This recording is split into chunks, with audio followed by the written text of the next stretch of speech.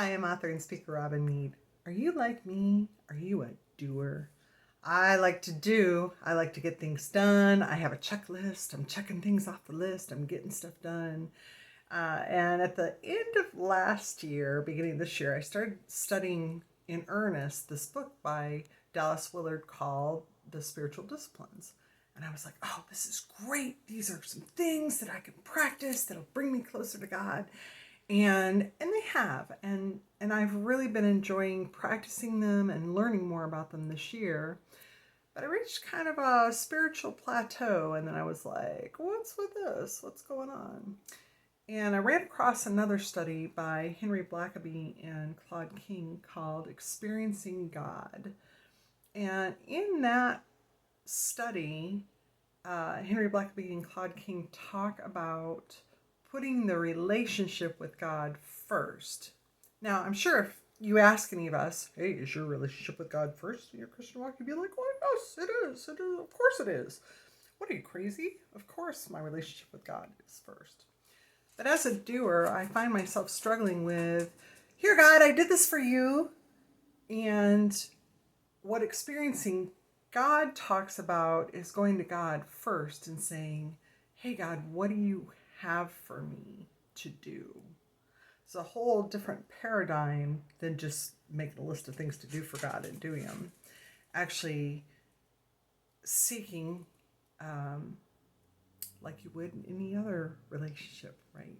If you ask your spouse or your child or a parent, first, can I do this for you?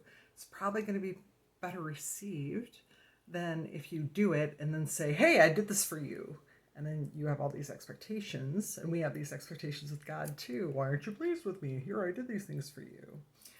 And one of the memory verses in Experiencing God is from Matthew 22, verses 37 and 38, where Jesus tells us that the first and greatest commandment is to love the Lord your God with all your heart and all your mind and all your soul, all of it. And then in 1 Corinthians 13, the love chapter, we always quote the part about love is patient, love is kind. But the beginning of that chapter talks about, if I speak in the tongues of men and angels, but have not love, I'm a noisy gong or a clanging cymbal. Ugh, I'm just making noise. And if I have prophetic powers and understand all mysteries and have all knowledge, and if I have all faith so that I can move mountains, wouldn't that be a cool miracle, moving mountains? But have not love, I am nothing. If I give away all that I have and I deliver up my body to be burned, but I have not love, I gain nothing. So putting our relationship with God first, and of course, when we're loving, God's the one we should be loving first over any other relationship that we have. So that was the insight that I unfortunately just came upon.